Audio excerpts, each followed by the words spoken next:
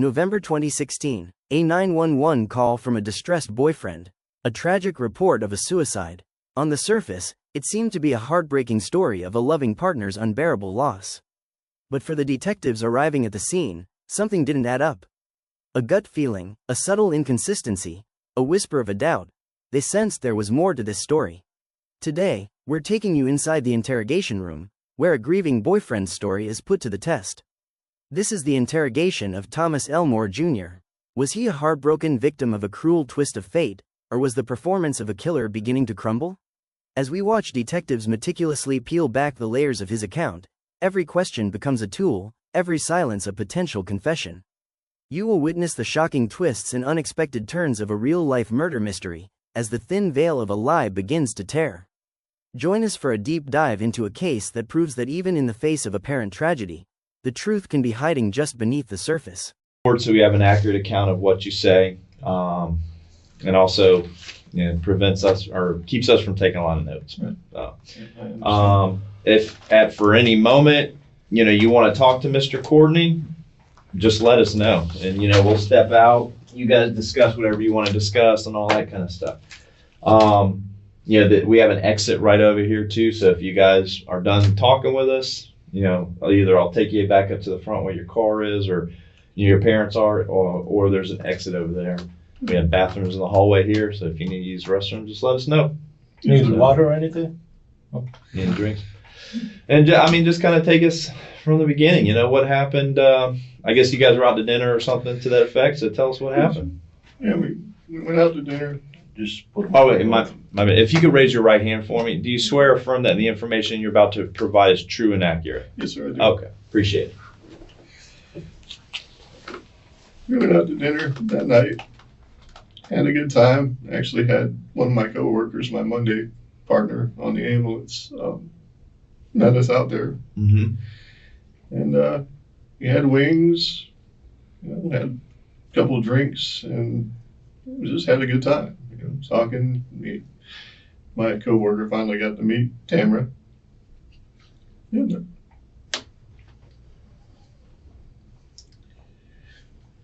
okay, but when we got back home, she started yelling and screaming about things, and she had been under a lot of stress. She had just been fired from her job because of medical issues. She got. What's that? It's a neurological disorder. Okay. And it comes from getting a flu shot. Because she got the flu shot at work. Then a couple weeks after that, she started having issues walking. And so we were having to go through. She was having to get blood transfusions and things to try to get that situated. Of course, money issues and things like that. Just, I didn't think it was anywhere near this point. But she started yelling and screaming. My dog has a tendency to get in the way sometimes, especially when things are, not like they should be. And he got in the way and she kicked him, which I couldn't believe. Did it hurt the dog, or does the dog need to be? He's fine. What kind of dog is it? He's a Rottweiler. Okay. Pretty big animal. He's about 75 pounds. Yes, sir. But, he had never done anything like that before. And I just said, look, before this gets way too out of hand, I said, I'm going to take Ranger over to my parents' house for a while. They can watch him. And I'm going to stay over there for a little bit. Let you cool down and just do what you need to do. As far as, settle down, talk about it when I get back, And I was over at my parents' house for a while. And figured, okay, it should be enough time. She should have calmed down. Because normally, if there's any type of, spat or something, it's 10 minutes and it's done. That's the way we work. And it didn't happen often at all. When I got home, the bathroom door was shut. And I called in through the bathroom door, but there was no answer. I knocked, no answer. And so I opened it, and she was laying there on the floor. And what did you see when you opened the door? And so her laying there on the floor and blood. And then she had the pistol in her hand. And I stepped in. I checked the pulse.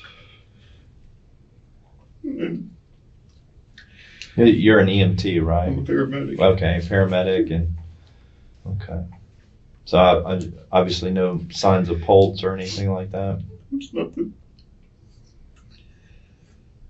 Okay. And then what happened? I guess shock set in. Didn't know what to do. Okay. Where'd you said she had a gun in her hand? Where'd the gun come from? That was my pistol. Okay. Is it a high point? Yes, sir. Okay. All right. I take it you would keep it, that's your home, so you would probably keep it somewhere. I kept it in my nightstand. Okay. Did she ever been shooting with you? Does she obviously know how to use like a semi-automatic pistol? Yes, sir. We actually just went and did our CWP class. Okay. Did she get like a license, or have you sent it off yet? We've already sent it off, yes, sir. Just waiting for the return and stuff? Okay. All right. So she obviously knows how to use and function a pistol if need be and so forth. Yes, sir. Okay. So I can understand or empathize with the fact that you see this going on.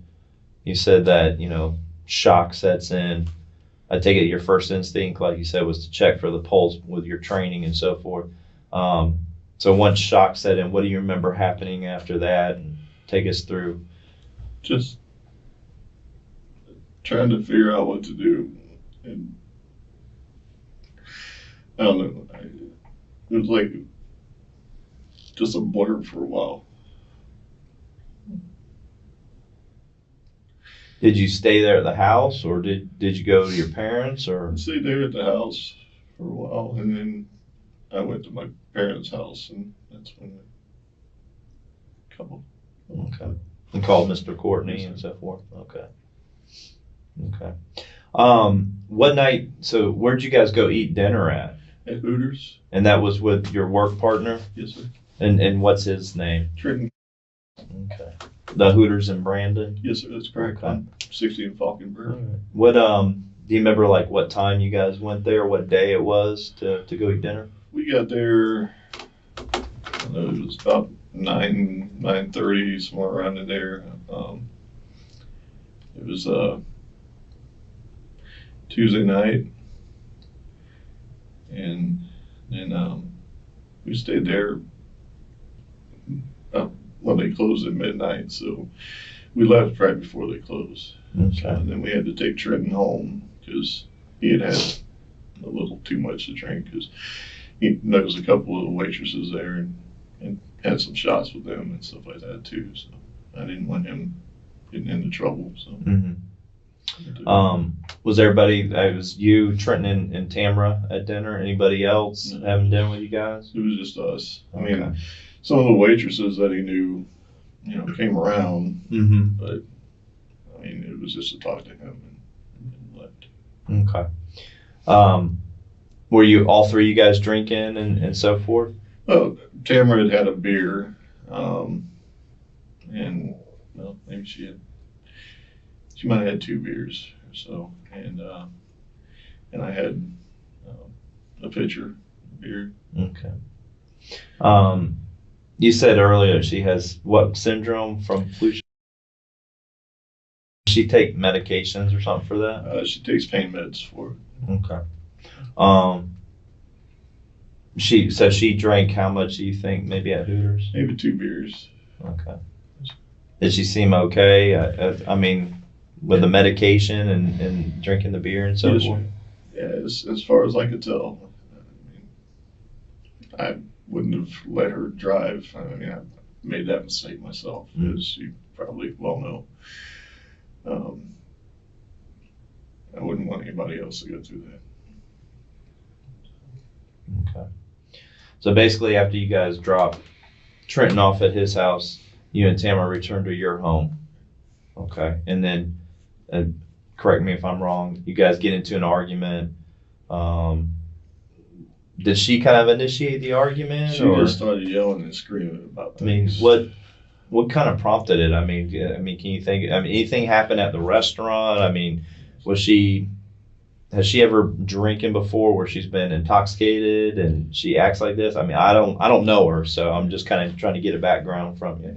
As far as I know, I mean, you know, I've seen her buzzed and things like that, but I've never seen her intoxicated or mean or anything like that. And that's why it just kind of threw me for a loop. And when we got back home, all of a sudden, you know, it was like, it was my fault that she lost her job and that things were just closing in around her. Things. Okay. How long you guys been together? 3 years. Okay. You're not married or anything, just No. living together? Okay. Yeah, because she actually has a house in St. Pete, Mm-hmm.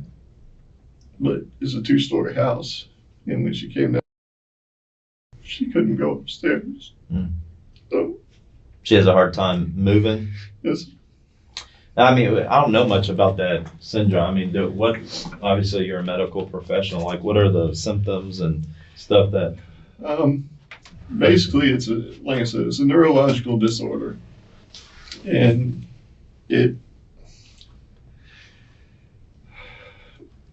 it's basically triggered somehow, like the way she got it through the flu shot. I don't know if it's the antibodies to try to fight the flu or something that changed the neurological system, and it can go into a few different stages where it can mess up brain function.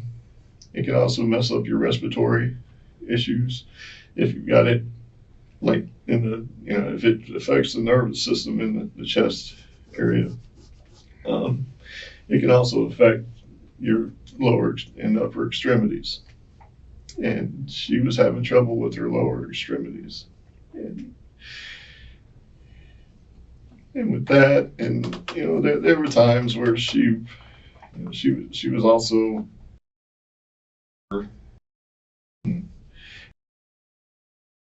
Has she been diagnosed with that stuff? yes, as far as what she's told me, and she takes Okay. and she would go off her meds every once in a while and then start them back up, and it was just ever since it's been a roller coaster. Okay. I thought we were getting things back on track because she was starting to get more function back. Mm-hmm. Well, what kind of work did she do? She was a nurse, but she worked on the administrative side. She worked Okay. and she was in their appeals division, and they were involved in trying to create a new software program that would make the appeals process easier. And they were having issues with their side of it, so they delayed their program process. And they took her team and moved her team to another team and didn't move her anywhere. And she was having issues with that because she didn't know what was going on. they were giving her pretty much meaningless task at work. And then it was her boss and her had issues, and it finally came down to it to where they put her to where she was reporting to her boss's boss, because her boss didn't, I guess had too many other things on her plate to have to deal with her reporting to her too. But how long has it been since she's like lost her job with? It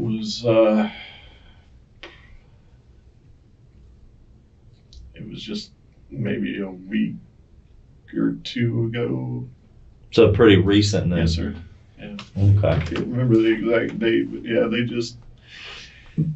just shipped all of her stuff from the office there back to my house the other day.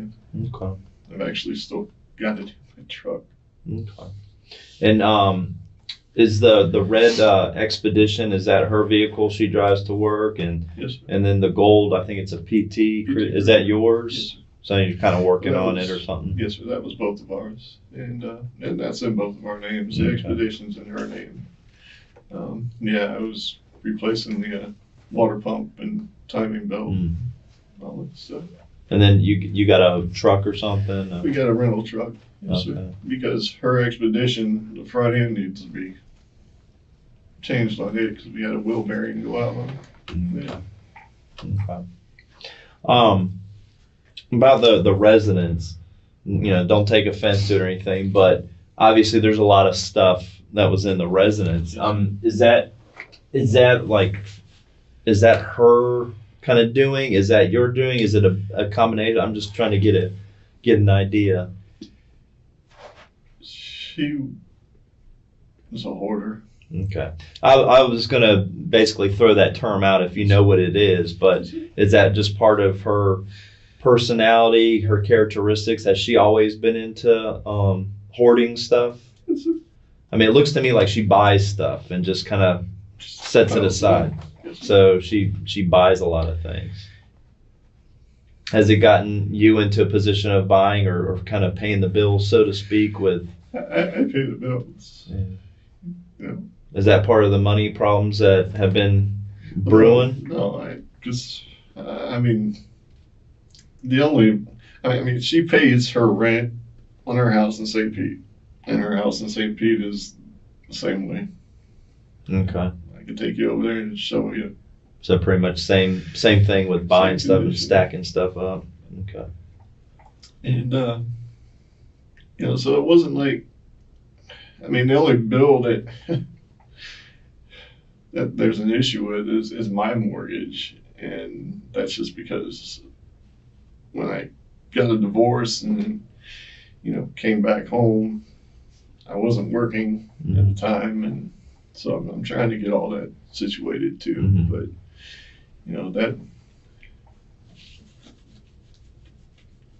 that wasn't an issue. Okay. If I lost my house, we'd have a place to go, and we would have found somewhere else. It wasn't a 2-story house. Mhm.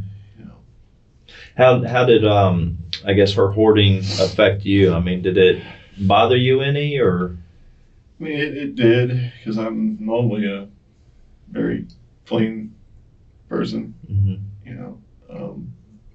So she had a storage unit, Mhm. and she was just paying all this money into a storage unit, and my house was basically bare. Mhm. I didn't have much except for a couch and a bed and a table. And so I said, we can bring stuff from the storage unit over to my house, store it there until we can figure out something else to do. We can, have a And it kind yard of turned sale. into what it turned into with Yes, more sir. stuff. Gotcha. Let me go back a little bit to the point like where you go in shock. I'm just trying to get a timeline down and just kind of get an idea, understand that it affected you obviously and so forth. Did you leave from your house after like you found her and go to your parents' house? Is that I where you stayed at the house for a while. like a time frame, like how long? might have been 24 hours or so. So it was into the next day Yes. that you go to your parents' house. Yeah. Okay. So would that be Wednesday sometime that you go to your parents' house? It was Thursday. Thursday you go to your parents' house? Okay. So pretty much Wednesday, during the day Wednesday, can you remember what you did or what was going on or? I basically just sat there on the bed. In the back bedroom? Yes, sir. Okay.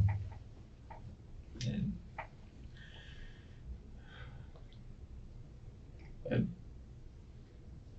I just sat there. Okay. And what prompted you to go to your parents' house on Thursday? Just didn't know what to do. Do you remember about what time you got to your parents' house? It was probably 3, 4, somewhere around in there. Afternoon or morning? It was this afternoon. Okay. And I take it you probably talked to your parents about what had happened? Yes, sir. Okay. And what happened after you talked to your parents about this? They told me that, I needed to call somebody Okay. and see what to do. Okay. Now I understand, you're a medical professional, paramedic and such as that. And when, you checked for a pulse, obviously you're telling me that you didn't detect the pulse. So probably in your mind and training, you basically knew that she was deceased at that point. You didn't think about calling 911 still or the police or anything? I didn't think about much at all after that point. Okay. Just sat and cried. Okay. Let me ask you a question. Yes, Okay. I know that you said that that you went to walk the dog. How long were you gone by the time that you came back? I was gone an hour or so, maybe. An hour? And that was to take the dog to your parents' house, Yes, sir. right? Yeah. Do they live up in Sefner or Yes, something? sir. Okay. When you left, you locked the door? Yes, sir. Okay. When you came back, was the door still locked? Yes, sir. Okay. Were you were in the military, correct? Yes, sir. Okay. What, Yeah. Army? Yes, sir. Yeah, I was looking at the Ranger. Yes, sir. I know that we talked to Trenton and he speaks highly of you. Army Ranger, medic. Yes, sir. All right. How long were you in? I was in for 14. 14 years. You And did I some noticed- tours? I noticed some of your insignias there. Air assault, Yes, sir. airborne, Yes, sir. expert field medical, It's a combat medic badge. combat medic badge. And I didn't see the other one. It's a Pathfinder badge. Okay.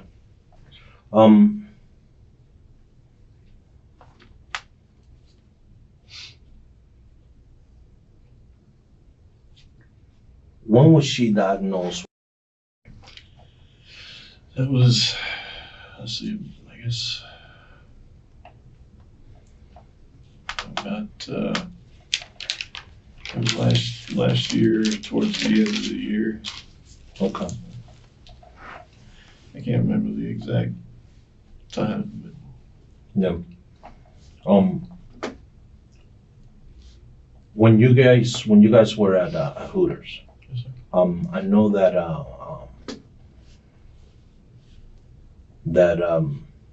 we talked to Threaten, and he's saying that there was some girl that you were trying to buy a drink for one of the waitress, messing around, that you guys were joking around with one of the waitress. Yeah, it was his friend. Just his friend. Yes, sir. And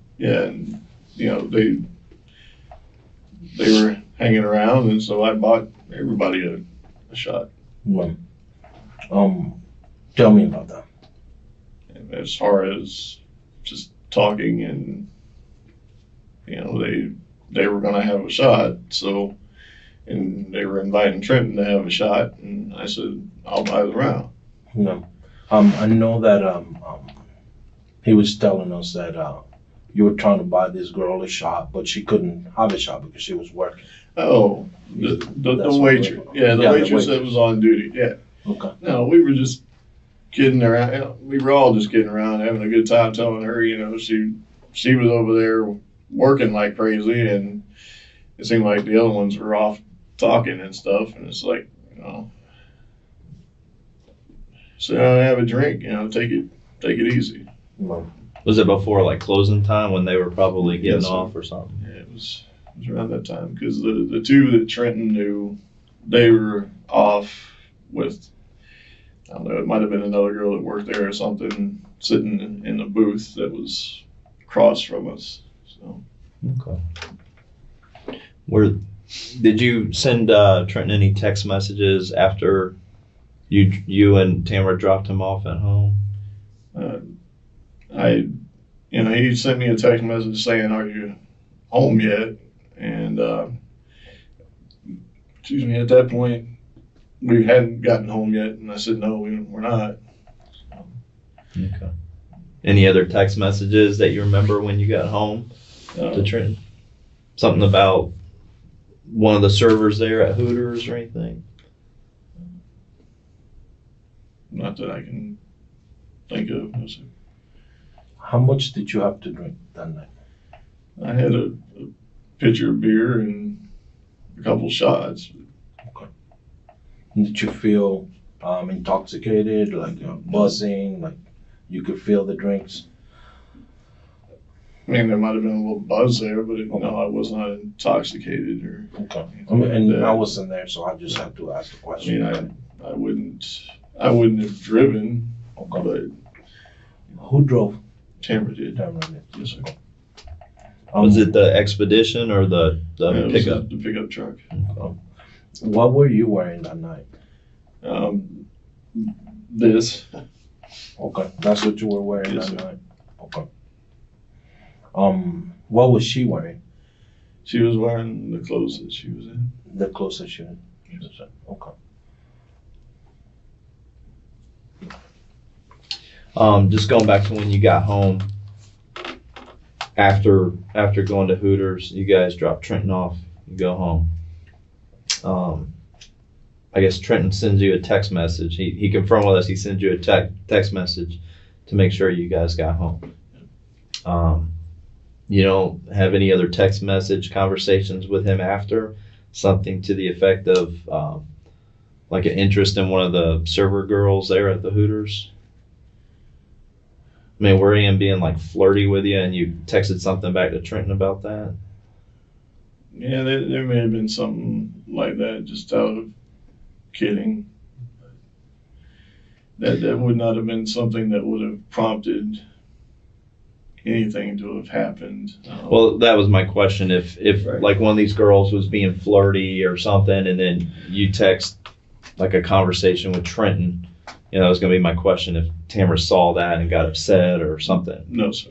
No, because she wouldn't check my phone. I wouldn't check hers. We had a lot of trust in each other. You'll probably think I'm a piece of garbage, but we did do the swinging thing back when we. I don't judge anybody. So I mean, I appreciate you offering that up because I mean, it gives us a little bit more background, just kind of knowing dynamics and stuff and why things happen and so forth. So she wouldn't have been the type to, I don't know, get upset or jealous with you if a server was being flirty and. No, sir. She actually thinks it's funny because Okay. my ex-wife was like that. I couldn't even go somewhere and have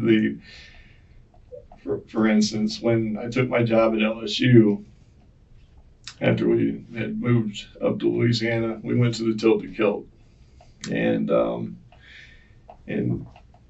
the waitress paid a lot of attention to me because that's what they do. That's how they get their tips and things like that. And yeah, my ex got furious about it.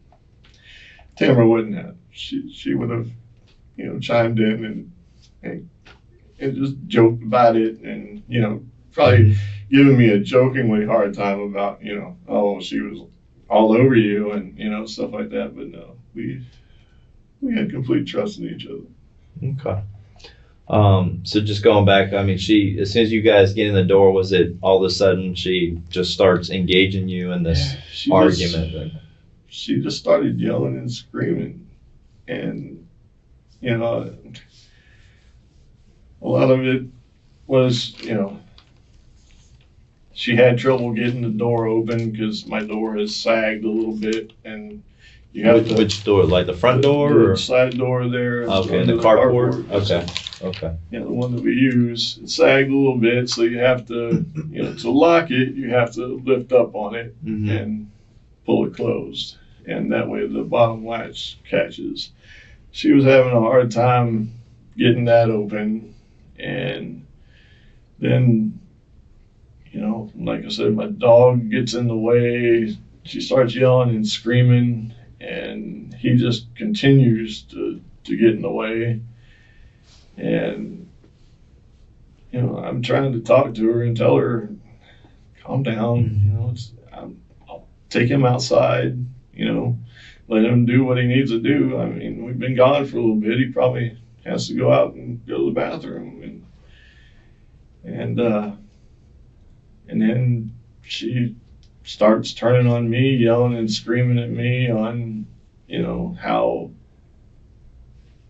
her life is messed up and that, it was my fault that she lost her job. And how is it my fault that you lost your job? You had an issue. You got sick. We've been trying to get through this. And was her illness creating a lot of stress with you guys? Not to where we were fighting about it. It was stressful not knowing how long it was going to take for her to recover. Having to make sure that she would go to her appointments, because after a while she got tired of having to keep going and getting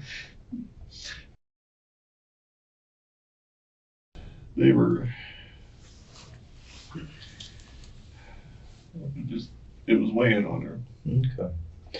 Did she, obviously she was prescribed medications and so forth. Yes. In your opinion, did you think she abused those medications? I think she abused her pain meds a lot.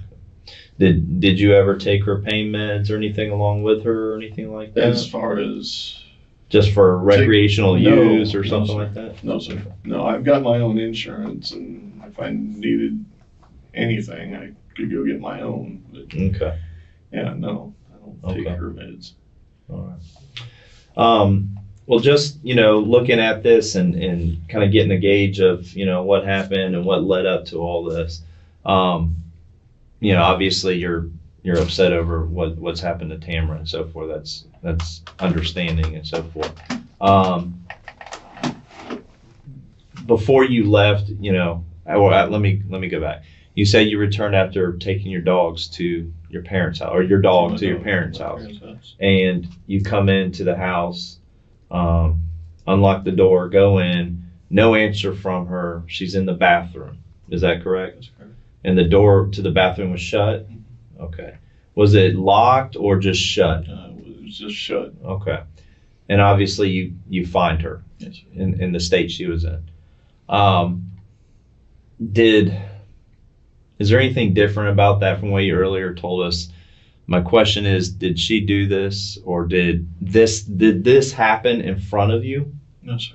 So you come home and you find her in the bathroom with the door shut. Yes, sir. And the reason he asked that, because I think Threaten believes his impression was that this happened in front of you, so he was feeling bad for you, that you witnessed this. It was basically some conversation. He had brief conversation. I understand you went to the headquarters of AmeriCare, correct? That's where you work? Yes, sir. And that's when you first see Trenton, and you told him what had happened. And he was under the assumption that this had happened in your presence. No, sir. So that never It never happened in my presence. There's also a call that you make, and I believe it was at 1:59 in the morning. It'll be from Tuesday night into Wednesday morning. So wee hours of Wednesday morning. So 2 o'clock in the morning, Wednesday morning, that you call him and he doesn't answer. Right. So his impression is that when you call him at that time and the conversation that you guys have when you went to your job, is that he's asking you if is that when it happened? Oh, no, sir. That's not when it happened? No. Okay. No, because like I said, he had sent me the text message about, have you guys gotten home yet and stuff like that. And when I called him, it was, just to verify that, no timeline on there. I think it was to let him know that we had gotten home or something at that point. So. Okay. How soon after you guys got home is when she starts screaming? Was it quick? Yeah, it was immediately. Okay. It was immediately. Yes, sir. So that's not when this happened. That's when you call him. It's just to let him know. Right. So at what time did you go to your parents' house To take the dog? And like it was a little bit after we had gotten home, so I can't remember an exact time, but it was. So then I can say that it was after you called them to let them know you guys were home. Yes, sir. So it was a little after 1:59 is when the call, at least it shows in his call log, 1:59. Yes, a little bit after that. A little bit after that. Do you recall how much after that? Was it 2 hours? Was it 3? Well, you said it was quick, so I'm assuming just minutes. After that, you leave with the dog? It was. I'm not trying to put words in your mouth. I'm just trying to figure I the can't sequence. You don't remember remember an exact the exact time. I mean, I tried to talk to her and get her to calm down, and then it just, she wasn't. So. Where was she at when you left? She was in the bedroom. In the bedroom? Yeah. Okay. This is when you with your community, you guys have to use like a card to get into the gate, like after a certain time frame or something during the night. This right here, Mr. Courtney can look on. This is just a copy. It's a highlighted section here, just showing your card entry. So this is actually 12:37 a.m. is between 12:09, 12:54, 12:37 a.m. and it's coming back to your name, T&A Elmore. Would that be about the time frame that you get home from Hooters after you drop off Trenton? That might have been somewhere around in there. Okay. And then again here at 3:11 a.m. your card is used. Would that be about the time frame you're coming back after dropping off your dog? That might have been around that time. Yes, sir. Okay. So it'd been about probably a minute or so after the 3:11 mark is when you found her in the bathroom. Probably about that time. Yes, sir. And when we get called that day, there's Thursday, thinking when we Right, received. that may have been my confusion through just back and forth with about 15 hours versus 37 hours as far as when it happened. My Yeah. understanding at the time was that it had happened that morning, but the conversation was yesterday, so that Right. may have been my confusion with him. And I figure that happens, that can happen, so that's why we wanted to ask about that, just to make sure that it's just something that sometimes communication, the way that it becomes, so. Sorry. It's all right. Turn this off. So about 3:11 is when we have the key card being used. And is it a card or is it the code? What did you use? It's a card. The card, because I know you have two choices. You can use a code or you can use a card. Yeah, the only thing we can do with the code is, with ours, is you can call somebody Okay. on that lives in there, Okay. and then Let they can you press in. 9 and it'll let you open the in. gate. Okay. Yes, sir. And how many cards do you guys have for your vehicle? I have one card Okay. on my person, and then my parents have a card. Okay. And she has one. No. She doesn't have one. So when she comes home, she has to call. Well, no, because normally at You night guys are we were together. together. Okay. Yes, sir. And during the day, I understand that the gates are open. They're open, yes, sir. Okay. What time does your community shut the gates at night? I think it's at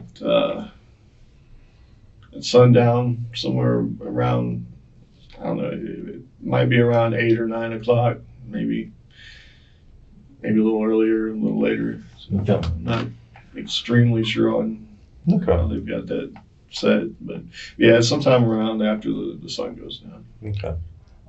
When you go in the bathroom, okay, and I'm trying to get a picture. Where did you check for pulse? I first checked on her left hand, Left hand. and then I checked up at the carotid. Okay. Did you see the gun? Where was the gun at? It was in her left hand. Let me ask you this. The way that I found her when I walk in, at any point did you move her at all? You just checked for pulse? Yeah, Did you move her? No. Anything? No, sir. Nothing. No, sir. I checked for a pulse, and that was it. I mean, her legs and stuff were up against the door, Mm-hmm. so I had to kind of force the door open a little bit. But other than that, I checked for a pulse, Yeah. and that was it. And that's the reason I was asking, because I know that I had a hard time Yes, sir. trying to get in. So I had one of the crime scene technicians, and she's probably half my size. So she got in first, and she was able to photograph everything. So I wanted to make sure that when you're getting in through that door, if anything changed from the time that this incident happened, I mean, it may have, but I don't know. Yeah. As far as I don't know what it looked like before I opened the door. Yeah. Can you tell me what it looked like, what you saw? There was stuff all over the floor, Like, can you describe what kind of stuff? like toiletries and Okay. things like that all over the floor. And she was laying there. I know because she was trying to clean up the pile on her side of the bed before all this happened. So there were some bags in the bathroom that she had put stuff in, and I think I remember one of them was laying on its side by her. That's about all I remember. Was she on her back? Yes, sir. Okay. I know that you said the left hand and she had the gun. Was she left-handed or right-handed? She was primarily right-handed, but she used both hands. Kind of ambidextrous Yes, kind of sir. thing. Let me ask you real quick, with your training and you've probably done some tours, I assume, as a combat medic, and probably have seen gunshot wounds and injuries and so forth. Even though this is Tamara, your girlfriend and the person you care about and so forth, in this situation, did you, when you were checking her pulse, could you see the injury upon her body? I mean, could you tell what her I just wounds saw were? blood in her face. Okay. Did you notice, did you happen to check, I know you're checking her pulse and she's deceased in your opinion because of your training and so forth, but other than the blood on the face, did you see like an actual wound or anything? No, sir, I didn't. Okay. It was just like a pool of blood. That's all. Okay. Did it appear consistent, like something that just happened a minute before, or something that happened maybe an hour before? I mean, it looked.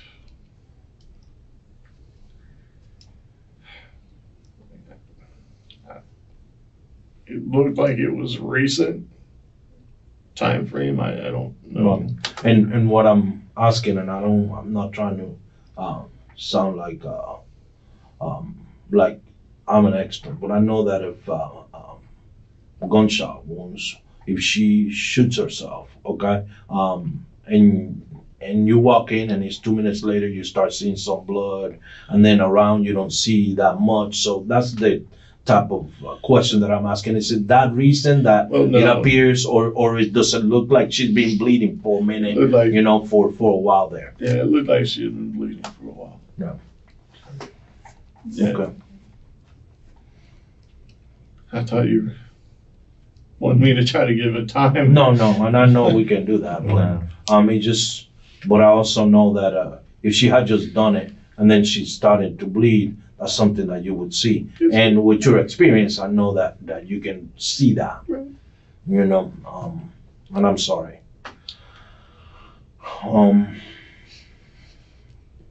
Let me ask you one more thing. There's a text message about a divorce. What is that in reference to? And that's on Trenton's phone line. Yeah, that was just joking around. That,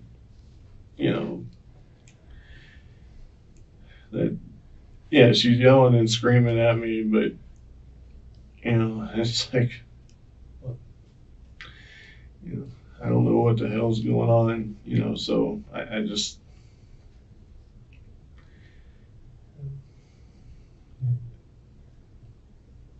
I was just trying to tell him that, we're okay, but there's things going on that, and So that text message is at 1:04 in the morning. We know that the gate is at 12:37 that you come in the house. Then we know the phone call at 1:59. Okay. I know the phone call you were telling me that you just letting them know we got home. His assumption is that maybe something happened by then. That's why he was thinking it happened in front of you. But at 1:04, you send him a text message in reference to, I'm gonna have to get a divorce, and you know what else is there. And I don't want to leave you out. So the text message says something in reference, and I'm thinking we're going back to the waitress, that I'm gonna have to get a divorce, but I'll still fuck her. So, and I know that's the text message, that's 1:04. Then at 1:59, you're telling me that you call them again to say, just to let them know that you guys are home. So we're talking 55 minutes later. Then we know that you leave, and at 3:17, 3:11, you're coming back home. And that's when you discover that this is going on. So, and that phone call at about 2:00 may have been just to let him know that,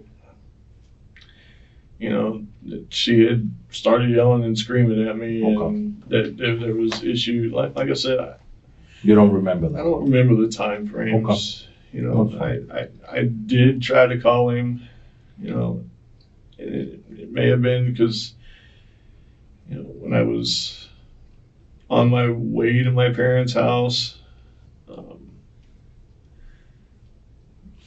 and just needing him to talk to or something, just, Well, How long you guys been partners at work? let's see, we probably 2-3 months now. Do you guys work the same consistent schedule kind of thing? It's like 13-hour shifts or something? Yeah, we work 13-hour shifts a day. He's my normal Monday partner. Okay. All right. And then, you guys switch partners every day, pretty much? no, sir. No, I've actually on my shifts, I've got 3 partners, and each of them are my normal partners for Saturday, Sunday, and Monday. So you work Saturday, Sunday, Monday. So Saturday you work with somebody else, Sunday you work with somebody else, and then Mondays you work with Trenton. Okay. So you work 13-hour shifts, so pretty much then from Tuesday through Friday, you're pretty much free. Yes. Okay. Have you guys had a chance to pull cell towers yet to see where that he was pinging from at that 1:59 phone call? No, that takes a little Pretty while. quick. Yeah. It's definitely not like the TV shows where, that takes quite a period of time. That'll just That'll help know where he was anyway. And just retracing back that little bit of time frame, obviously you made the text messages to Trenton about the server and whatnot, but you're telling us that Tamara didn't get upset over that because of like your all's lifestyle, essentially. And then roughly around that 2 a.m. mark, you think you were calling them maybe to just bullshit or vent or something to that extent. Yes, sir. And you think you were already on your way to your parents' house to drop off your dog? Yeah, at that point, I probably might have been. And as far as trying to remember times. And Did you just like open your parents' house and put the dog inside, or did you like wake them up at that time? I woke them up. Okay. All right. So they knew you were obviously there dropping off your dog. Did you say anything to them like, hey, we're having an argument, or she kicked my dog, or do you remember what you said to them? I told them that that she started yelling and screaming and kicked Ranger, and that I've also got us thinking about trying to start looking for another house too, and that they might have to keep him until I could do that or something, but because of the foreclosure, because they have served papers wanting to go ahead and asking the judge for the foreclosure and stuff. So. Okay. All right. You didn't think about just spending the night there at your parents' house at that time, or you just want to go back home? Or? I did think about staying there, but like I said, only if there was any little taff or something that went on, it was done and over with, and just a little bit. And so I figured, go back and talk, we'll get to the bottom of what's going on and get it straightened out like we always do. And I get home and find her. Okay. When you got home and you found her like this, and I know that the shock is, I know it's different when it's somebody else than when it's a loved one. I know that. Did you call anybody? Did you tell anybody? Did you make contact with anybody at all and let them know what was going on? No, sir. No one whatsoever. You don't have anything else right now? No. Do you have any questions for us, Mr. Courtney? No, sir. House is free to go. We can go ahead and call Serve Pro like it never happened. Yeah. Actually, there's something I wanted to ask you guys. Her family, sister Stacy, have you ever dealt with them or talked to them? And her mother Wynette.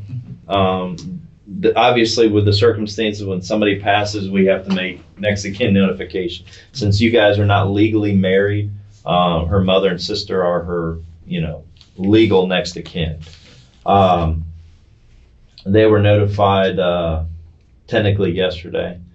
An agency in Alabama, they live in Alabama, went by their residence and conveyed the message, and then handed me the phone, and I spoke to Stacy via telephone. They should be here in Tampa now. They want to come down, I guess, deal with what needs to be dealt with through the medical examiner's office, and there's the whole issue of services and all that kind of stuff, and also to do whatever they need to do regarding her home or property in Pinellas and stuff like that. Do you know if she has house keys to the property in Pinellas in your house? Yeah, I've got it on the set of keys that I have.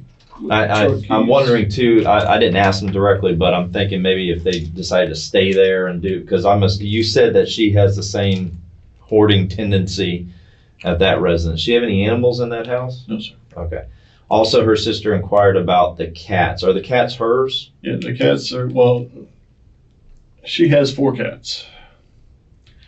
4 cats are at a trailer that she bought in Tampa So she has another place in Tampa. that we were going to be fixing up. Okay. Are those animals okay? Yes, or- sir. Yeah, Okay. I just went over there the other day. Okay. What's the address to that? Yeah, Do you have that actually- address? I don't have that. Do you know the address offhand? It's on Florida Avenue. It's the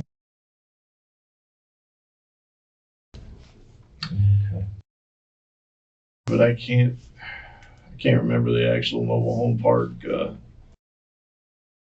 Yes, sir. And it's off Florida Avenue? Yes, sir. I think I know right. Is that right there, the intersection of Florida and Bears? It's a little bit south. South of it. It's like a tiny like little drive. You got to kind of find it or know where it's at and pull in. Yeah, I know where that's at. Okay. I do have a key to her house. Well, that's something that I mean, I could probably meet up with them or something if it's okay with you guys to pass off the key so they can get in those places and deal Or with else it. they can get a hold of you if you want. I mean, whatever Yeah, you something guys to do. choose to do. Yeah, they so. can get a hold of me. I don't have any problems with them. Okay. And there's also other keys or whatever that were left kind of in plain view when you go into your residence. Yes, sir. That the crime scene detectives left. So I don't know if those are her keys as well. Those or- are just no. These were her keys. Okay. Here, those are keys to locks that I Okay. lock stuff up on the carport with my toolbox and Okay. things like that. Plus, So basically, I have house permission to give, if they don't have your cell phone number, to provide your cell phone number to Stacy and her mother to contact you Yes, for sir. the keys and to make arrangements for the cats. I guess her sister's willing to accept the cats if you don't want to deal with them or keys. something. No, I'll keep them. I mean, Well, I'll let you guys discuss that because that's kind of out of my Right, realm. no, I It was just understand questions they were asking. I know they're upset, obviously, and they're probably thinking of, she's got animals, she's got property that we're going to have to take care of and stuff like that. So we'll let you guys discuss all that because that's kind of something we don't need to get involved with. yeah, I completely understand that. I think that's about it with the questions that they had as far as the keys. Also, a copy of the search warrant with the return of items taken Yes, sir. is left there. He popped down there between the Okay. time you and I texted and he got here. Okay. There were some guns and some forens and uppers and lowers or something. Now, we can't just leave that stuff. We have to take it for security purposes as well. It'll be released, and when we get a chance to release it back and so forth. Obviously, the pistol that was utilized has to be, be retained for a bit. Yeah, I don't want that So, back anyway. okay. You can. Okay. Also, just to let you know, we had to pick up a lot of the stuff so we can go in and do our searching. So we try to put everything in bags, put the bags outside, and then yesterday before they left, they put all the bags back inside. Okay. It might have helped you a little, but I don't know. I know it was a mess. It was. Computers, you have to take a couple of computers, hard drives and stuff. I don't think so. I think they did. Yeah, those they did. Yeah, I computers think on they there. did. Okay. Was there a couple laptops or something? Yeah, a couple Yeah, laptops. yeah, those are part of typical inventory. Yeah. It'll be returned at some point.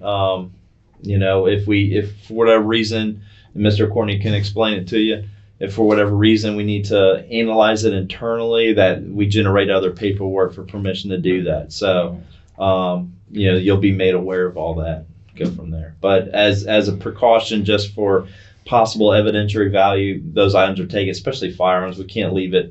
Once the cops are there and leave, somebody, neighbors may think you're not there and they're going to break in and steal it, and then we got guns on the street, kind of thing. So, And then it's your fault. 'Cause Yeah. You were the last ones there. right. So, Yeah, I understand. One more question.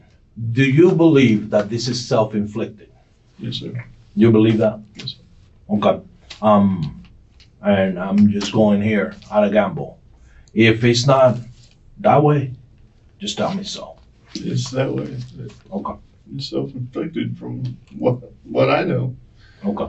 I mean, You sure? yes, sir. Okay. Completely positive. All right. I don't have anything else. No. Do you have Thank anything, Mr. Courtney? Nope. Okay. Key to the house? That was Impounded. We can do a impounded. release. Yeah, we can do a release. Do you have a key to get in there? Yes, sir, I do. Okay. We can do a release if you want. I can try to knock that out today, or when we release other stuff to you, you just want it all at once kind of Yeah, thing? just all at once. Okay, because he obviously can get in there now. Yes, sir. Okay, Yeah. all right. Yeah, because obviously we secured it with that key and then. All right, gentlemen. Appreciate it. Thank you, sir. Good to see you. All right. Thank you, sir. The interrogation of Thomas Elmore Jr. offers a chilling glimpse into the mind of a person hiding a dark secret. What began as a tragedy ultimately unmasked a sinister act, a testament to the perseverance of detectives who trusted their instincts. This case is a stark reminder that even the most seemingly heartbreaking stories can conceal a deeper, more troubling truth. It challenges us to look beyond the surface and to question what we're told, reinforcing the power of a thorough investigation in bringing justice to light. Thank you for joining us for this in-depth look at a truly complex case. If you found this video compelling, please give us a like, leave a comment below with your thoughts on the interrogation, and subscribe to our channel for more content that uncovers the hidden truths behind real-life mysteries.